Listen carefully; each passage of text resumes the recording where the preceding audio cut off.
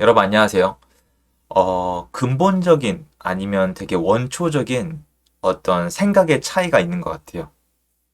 저와 그리고 많은 분들과 뭐가 맞는지는 시간이 지나 보면 아는데 일단 말씀드리고 싶은 건 통계, 역사를 놓고 봤을 땐 일단은 제가 맞거든요. 그런데 제가 밖에 나가서 어떤 상황을 지켜보고 사람들의 반응을 지켜보면은 여전히 생각의 차이는 분명히 존재하는 것 같아서 이걸 어떻게 설명을 드리면 사람들이 편하게 이해를 하실까 고민하다가 요 기사를 좀 봤거든요.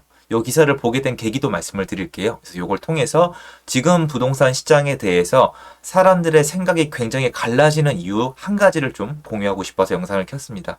시청하시기 전에 구독하기, 좋아요, 멤버십 부탁드리고요. 멤버십은 매주 토요일 라이브를 진행하고 있습니다. 해외여행 3년 참았다. 항공 마일리지 카드 발급 폭주. 이걸 제가 어떻게 찾아보게 됐냐면요. 요새 여러분 마일리지 갖다가, 그러니까 마일리지를 이미 가지고 있는 분이 거의 마일리지를 쌓은 분들은 이코노미 클래스가 아니라 비즈니스나 퍼스트 클래스 타려고 하는 건데요. 비즈니스 클래스를 지금 마일리지 갖다가 좀 예약하는 게 되게 어렵다고 해요. 왜? 수요가 폭발적으로 증가했으니까. 마일리지를 쌓아놨던 사람은 많은데 비즈니스 클래스를 타고 싶은 사람은 많아진 거예요. 옛날보다 따닥따닥 붙어가는 거 되게 안 좋아하시잖아요.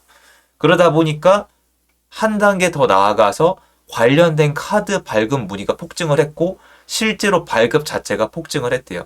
내용은 연회비가 되게 비싼 항공 마일리지를 주는 보너스 카드가 뭔가 이게 문의나 아니면 신청이 폭발적으로 급증했다는 거예요. 있죠. 수요가 급증하자 현대카드도 혜택을 늘리고 나섰다. 이게 나중에 한계점을 넘어가면요.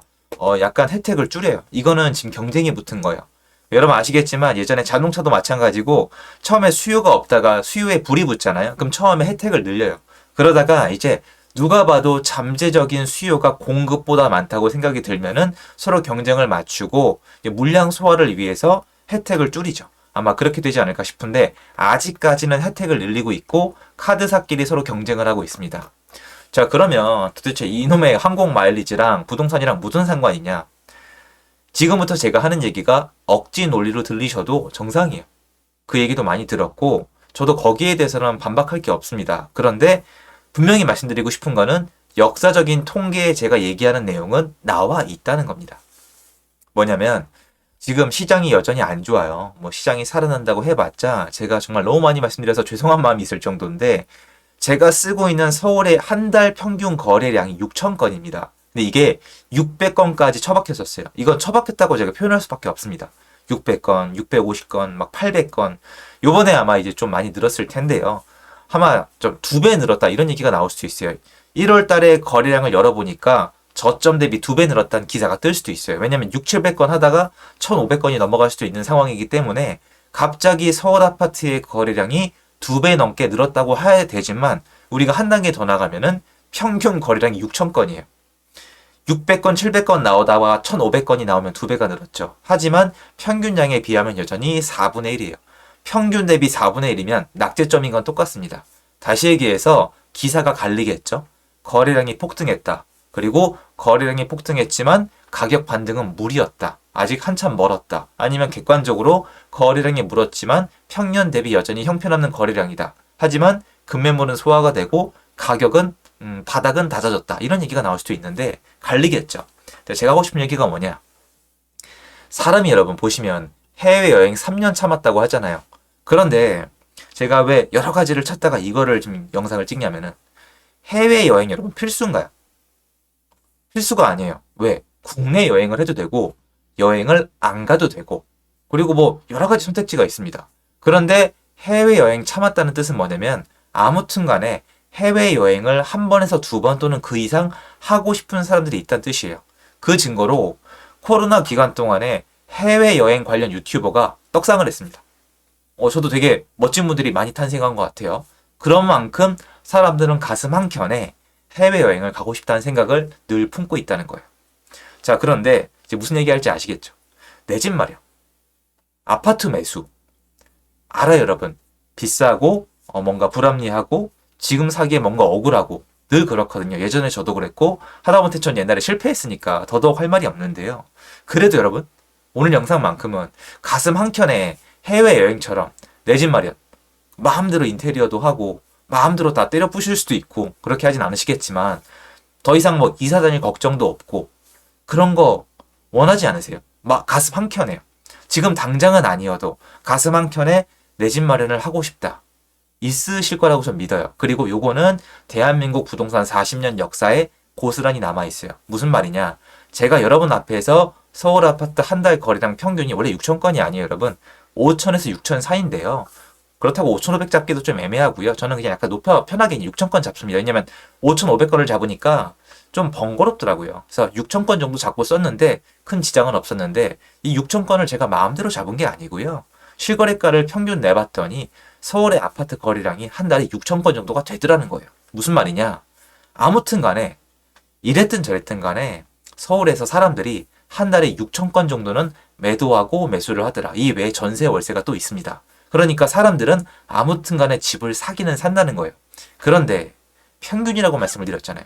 평균은 뭐냐면 계속 6천, 6천, 6천이 아니에요. 보시면은 2,500, 3천 하다가 8천, 9천 갔다가 12,000, 15,000까지 갔어요. 들쭉날쭉하지만 평균을 대충 내보니까 6천 건 정도 되더라는 거기 때문에 왔다리 갔다리 합니다. 그런데 여러분 생각해 보시면은 12,000건, 15,000건 얘는 어떻게 나왔을까요? 맞아요. 그 앞에 집을 안 산 기간이 있어요. 쉽게 얘기해서 내 집 마련을 참은 기간이 있었기 때문에 나중에 많이 사더라는 거예요. 그런데 지금 최근 1년, 아니 한 14개월, 15개월, 2021년도 11월 달부터 2,000건 밑으로 내려왔는데 그때부터 지금까지 봤을 때 역사적으로 이렇게까지 집을 안 산 적은 단 한 번도 없어요. 지금은 부동산 역사에 기록이 남아야만 하는 기간을 우린 거쳐가고 있는 거예요. 이제 거의 끝나가는 것 같아요.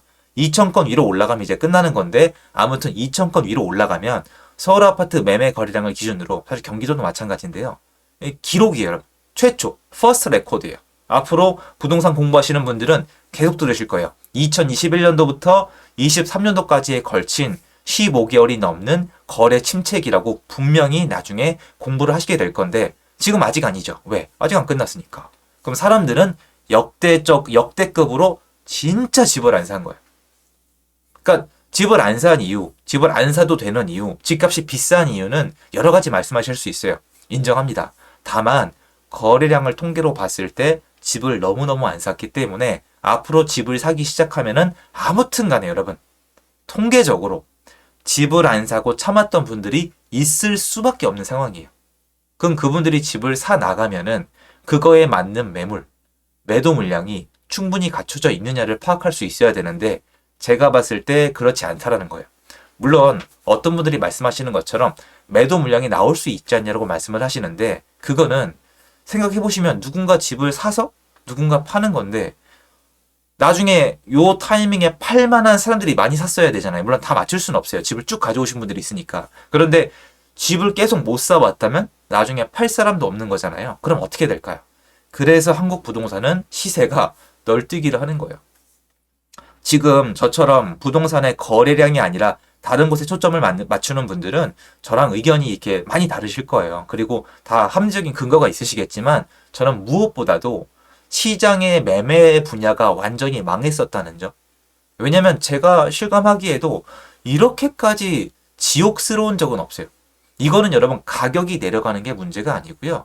집을 가진 사람을 망하게 하는 국가에서 재산을 몰수하는 그러니까 집을 가진 게 제 비아냥이 아니에요, 여러분. 집을 가진 게 죄예요, 죄. 씬. 잘못한 거. 나라에서 벌을 내려주는 그런 구도가 지금 1년 넘게 펼쳐졌거든요. 그럼 사람들이 저 같아도 집을 안 샀을 것 같아요. TV 키면은 다 죽는다 그러지, 폭락한다 그러지, 그리고 실제로 나가보면은 막 지옥장이지, 거래는 안 되지, 금리는 올라가지, 저 같아도 안 샀을 것 같은데, 제 말은 그게 아예 안 사는 게 아니라, 혹시 이 해외여행처럼 지금은 코로나 때문에 못 가거나 안 가지만 나중으로 미룬 거라면 사람들이 언제쯤부터 집을 사기 시작할까요?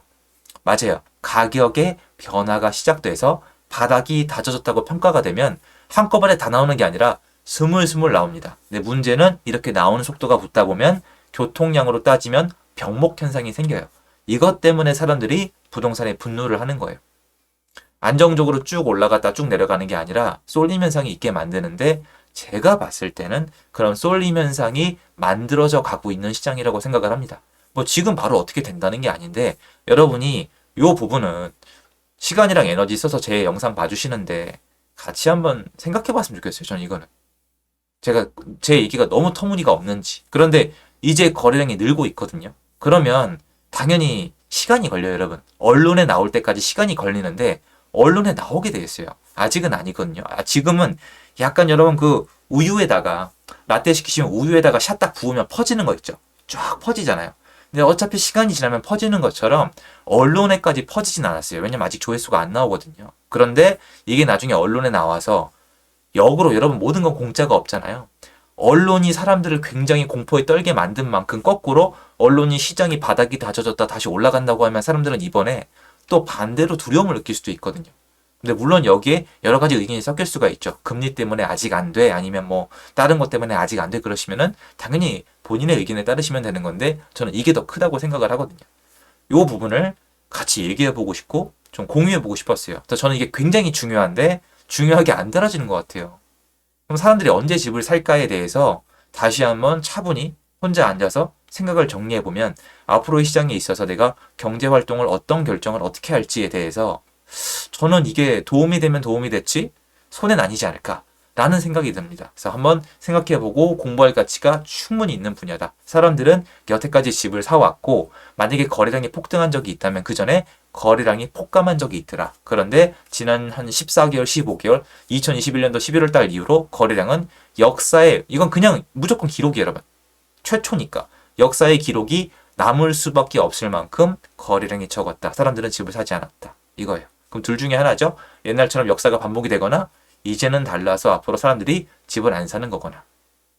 판단을 해야 될 것 같습니다. 여러분이 만약에 부동산에서 뭔가 결정을 해야 된다면 그거 말씀드리고 싶어서 영상 찍었습니다. 도움됐으면 좋겠고요. 좋은 하루 되십시오. 감사합니다.